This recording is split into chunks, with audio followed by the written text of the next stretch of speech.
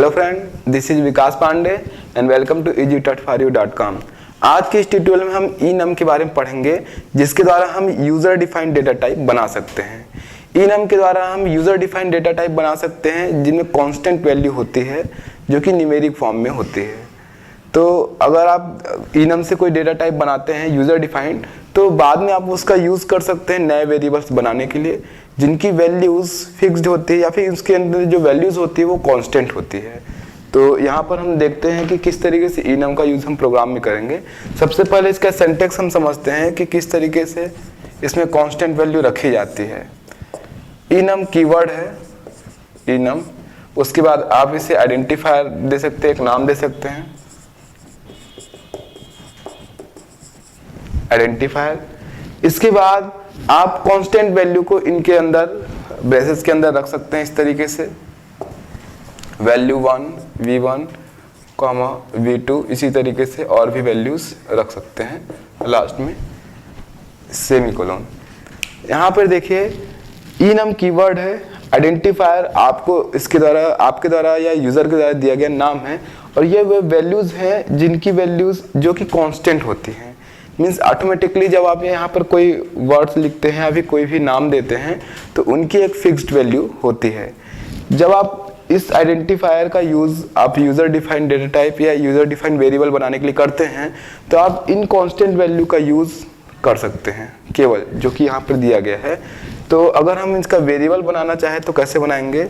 Variable बनाते समय use होगा enum, और आपने जो भी आइडेंटिफायर दिया है आइडेंटिफायर, और आप बना सकते हैं फिर वेरिएबल। यहाँ पर होगा वेरिएबल का नाम। जिस तरीके से हम प्राइमरी डेटा टाइप बनाते हैं इंटीजर, फ्लोट, कैरेक्टर, और वेरिएबल बनाते हैं, इस तरीके से enum में यूजर डिफाइन है, क्योंकि enum में यूजर ने एक नाम दिया और उसकी वैल्यूज यहाँ पर देते हैं जो कि कांस्टेंट वैल्यूज रखती हैं। और बाद में जब आप इस तरीके से इसका यूज कोई वेरिएबल बनाने के लिए करते हैं तो इस वेरिएबल की वैल्यूज इन कांस्टेंट वैल्यूज, ये कांस्टेंट वैल्यूज ही हो सकती हैं। मतलब इनकी वैल्यूज जो होगी इस वेरिएबल का वो कांस्टेंट वैल्यू के अंतर्गत ही होगी, उसके बाहर नहीं हो सकती। जो कांस्टेंट वैल्यू आपने दिया है वो वेरिएबल के लिए आप यूज कर सकते हैं प्रोग्राम में। तो या तो आप इस तरीके से वेरिएबल बना सकते हैं, या तो जहाँ पर आप आइडेंटिफायर, जहाँ पर enum आप इन्यूमरेटेड डेटा टाइप बना रहे हैं वहाँ भी आप वेरिएबल बना सकते हैं।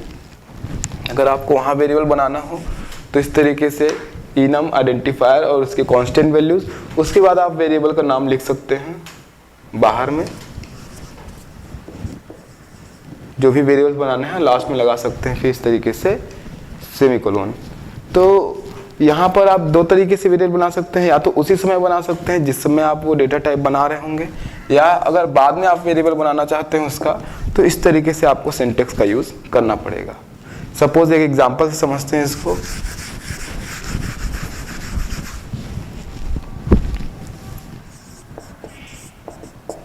अगर मैंने इन्यूमरेटेड डेटा टाइप बनाया enum और उसका नाम रखा डेज यहाँ पर, और इसकी वैल्यूज रखी मैंने, मान लीजिए मंडे, ट्यूसडे, थर्सडे, वेडनेसडे, मान लीजिए 4 वैल्यूज रखी और इस तरीके से क्लोज कर दिया। तो यहाँ पर आप देख पाएंगे कि यहाँ पे जो मैंने 4 वैल्यूज रखी है, ये 4 वैल्यूज यानी ये नाम है, और इनकी जो वैल्यूज होगी वो होगी 0, 1, 2, 3। तो आप जब इस तरीके से कोई डेटा टाइप बनाते हैं तो इनकी न्यूमेरिक वैल्यूज फिक्स्ड होती है, फिक्स्ड वैल्यूज होती है इनकी न्यूमेरिक, जो कि 0 से स्टार्ट होती है और इसी तरीके से सीक्वेंस में एक एक इंक्रीज होते जाती है आगे की तरफ। लेकिन अगर आप चाहें तो आप इनकी बाय डिफॉल्ट वैल्यू भी सेट कर सकते हैं। जैसे अगर मैं यहाँ पर कुछ नहीं लिखता तो इनकी वैल्यू 0, 1, 2, 3 इस तरीके से होती है न्यूमेरिक वैल्यू। लेकिन अगर आप चाहें तो इस तरीके से इसकी वैल्यू भी सेट कर सकते हैं। जैसे अगर मैंने यहाँ पे लिख दिया मंडे इज इक्वल 1, और उसके बाद अगर आप बनाते हैं ट्यूसडे, वेडनेसडे, जो भी थर्सडे, तो यहाँ पर इस तरीके से जो वैल्यूज बनाएंगे, पहली वैल्यू अगर आपने 1 फिक्स कर दी तो बाकी वैल्यूज फिर इंक्रीज ऑर्डर में होंगे, मतलब 1 by 1 इंक्रीज होंगे। बाकी वैल्यू होगा फिर 2, 3, 4 इस तरीके से। और अगर आप चाहें तो इनको वैल्यूज देते समय हर एक जो भी आपने इसके अंदर कांस्टेंट वैल्यू रखते जा रहे हैं उनकी हर एक की वैल्यू आप फिक्स भी कर सकते हैं। मतलब अगर आप ऐसा लिखना चाहें Monday is equal to Tuesday is equal 4, Wednesday is equal 10, तो इस तरीके से आप पर्टिकुलर सबके लिए वैल्यूज भी सेट कर सकते हैं। तो इसका मतलब enum जब हम बनाते हैं कोई यूजर डिफाइंड डेटा टाइप तो उनकी कांस्टेंट वैल्यू आप नहीं देते, तो वो जो मैंने बताया 0 से लेके फिक्स होती हैं, या आप किसी एक को वैल्यू देते हैं तो बाकी वैल्यू इंक्रीजिंग ऑर्डर में होती है, या तो आप पर्टिकुलर सभी के लिए वैल्यूज सेट कर सकते हैं। ये कांस्टेंट वैल्यू इनके वेरिएबल जब बनाए जाते हैं तो वहाँ पर यूज़ किया जा सकता है। जैसे अगर मैं इसका वेरिएबल बनाऊँगा तो इस तरीके से enum days और वेरिएबल मैंने बनाया d। अब आप d को यूज़ कर सकते हैं इनके कांस्टेंट वैल्यू के लिए, या अगर d को वैल्यू देना चाहते हैं या आपने जो वेरिएबल बनाया है उनको कोई वैल्यू देना चाहते हैं तो इन कांस्टेंट वैल्यू में से कोई वैल्यू दे सकते हैं। एक प्रोग्राम के द्वारा इस एग्जांपल को समझते हैं हम। मैं यहाँ पर एक छोटा सा enum का प्रोग्राम बनाने वाला हूँ। यहाँ पर हम वीक के जो डेज हैं उनको enum के द्वारा बनाएंगे और उनकी जो वैल्यूज़ होगी वो 1, 2, 3 ऑर्डर में होगी, और यूज़र द्वारा हम एंट्री कराएंगे नंबर ऑफ डेज, यानी जो भी जिस भी दिन को प्रिंट कराना है उसका नंबर। जैसे वीक है तो 1 से लेके 7 तक का वीक होगा। 1 से 7 के बीच में जो भी वो नंबर एंटर करेगा, तो अगर वो नंबर 6 और 7 होता है, मतलब सैटरडे या फिर संडे होता है, तो हमको मैसेज आएगा कि ये वीकेंड है। अदरवाइज 1 to 5 होता है तो हमको मैसेज आएगा कि ये वर्किंग डेज है। तो इसके लिए हम एक enum डेटा टाइप बना रहे हैं, enumerated। तो स्टार्ट करते हैं अपना प्रोग्राम। सबसे पहले हेडर फाइल यूज़ करेंगे हैज़ इंक्लूड stdio.h, और इसी तरीके से हैज़ इंक्लूड conio.h। अब यहाँ पे सबसे पहले मैं enum डेटा टाइप बना रहा हूँ, enum, और उसका नाम दे रहा हूँ डेज। यहाँ पे जो वीक है उनके लिए मैं enum डेटा टाइप बना रहा हूँ, मंडे से स्टार्ट कर रहा हूँ, और मंडे को वैल्यू दे रहा हूँ मैं 1, मंडे इज इक्वल 1। उसके बाद बाकी मैं लिख देता हूँ Tuesday, Wednesday, Thursday, Friday, Saturday और संडे, क्लोज। तो इस तरीके से मैंने एक enumerated डेटा टाइप बनाया जिसका नाम है डेज, और उसकी वैल्यूज यहाँ पर आप देख सकते हैं। मंडे की वैल्यू 1 सेट की गई है, तो बाकी की वैल्यू 2, 3, 4, 5, 6, 7 कंटिन्यू होगी। अब इसको हम प्रोग्राम में यूज़ करेंगे। स्टार्ट करते हैं अपना प्रोग्राम वाइड मेन से। वाइड मेन, यहाँ पर यूज़र द्वारा एक नंबर एंटर कराया जाएगा जो कि वीक के लिए होगा, और हम उसको मैसेज देंगे कि वो वीकेंड है या फिर नहीं है। तो उसके लिए मैं एक नंबर ले रहा हूँ, इंट नंबर, और यूज़र को हम मैसेज देंगे printf enter number for days लिख सकते हैं, या फिर डेज लिख सकते हैं, या फिर मैसेज दे सकते हैं enter a number for day. उसके बाद ये आप मैसेज दे सकते हैं कि ये 1 से लेके 7 के बीच में होगा, 1 to 7 इस तरीके से। स्कैनएफ से वैल्यू लेंगे, स्कैनएफ जो कि इंटीजर वैल्यू है, %d, कॉमा स्टोर होगा नंबर पर, तो n% नंबर।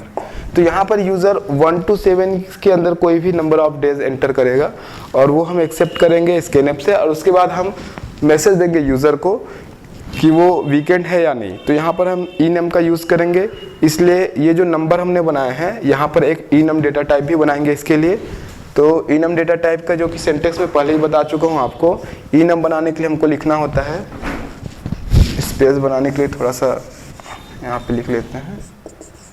इंटीजर वेरिएबल पहले से बना हुआ है, हम enum बनाएंगे, enum, फिर आपके enum का नाम होगा डेज, और वेरिएबल का नाम इसके आगे आप बना सकते हैं, जैसे मैं बना रहा हूँ d। तो ये हमारा वेरिएबल हो गया इनइमिटेड डेटा टाइप का वेरिएबल डी।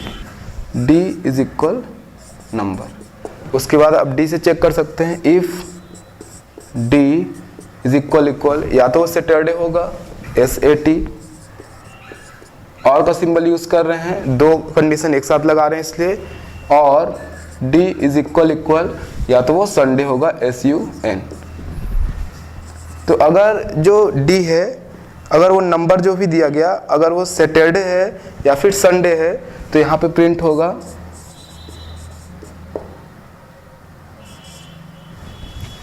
printf weekend.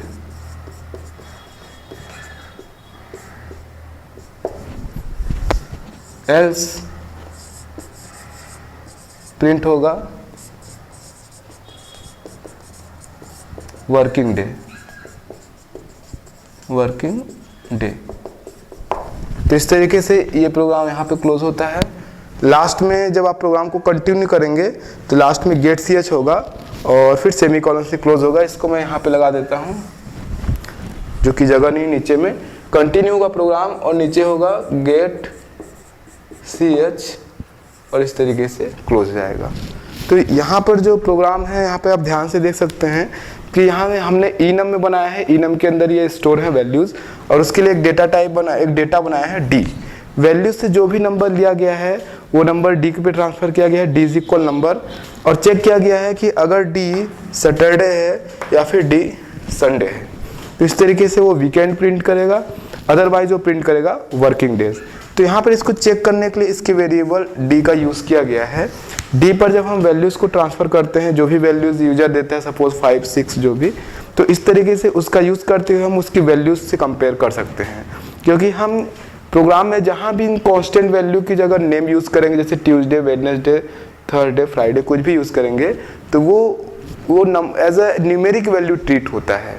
जैसे यहाँ पर न्यूमेरिक वैल्यू दिया गया है, लेकिन जब हम सैटरडे लिखते हैं तो ये जो न्यूमेरिक वैल्यू 5 है तो ये कंपेयर करता है कि ये 5 है, ये 6 है या फिर 7 है, तो उसके बाद ये वैल्यूज़ देता है। तो इस तरीके से जब हम प्रोग्राम बनाते हैं enum के साथ तो प्रोग्राम को रन कराना या प्रोग्राम को कोड करना और सरल हो जाता है, क्योंकि हम सीधे सीधे यहाँ पर देखिए लिखते हैं d इज इक्वल, अगर सैटरडे है या फिर संडे है तो वीकेंड होगा, अदरवाइज वर्किंग डे होगा। तो यहाँ पर हम न्यूमेरिक वैल्यू की जगह पर सीधे सीधे स्ट्रिंग यूज़ कर रहे हैं, मतलब कि एक नाम यूज़ कर रहे हैं, एक सिंबल यूज़ कर रहे हैं। तो इस तरीके से कोड कर सकते हैं हम enum का यूज़ करते हुए, जिनके अंदर कांस्टेंट वैल्यूज़ होती हैं। उन कांस्टेंट वैल्यू को या तो ऑटोमेटिकली आप दे सकते हैं या तो फिर पर्टिकुलर सभी के लिए दे सकते हैं। तो आज के इस प्रोग्राम में हमने enum के बारे में सीखा कि किस तरीके से enum का यूज़ करते हुए यूज़र डिफाइंड डेटा टाइप हम बना सकते हैं। आगे के प्रोग्राम में सी के बारे में और भी सीखेंगे। तब तक के लिए आप हमारी वेबसाइट easy.for you.com पे लॉगिन कर सकते हैं। तब तक के लिए बाय।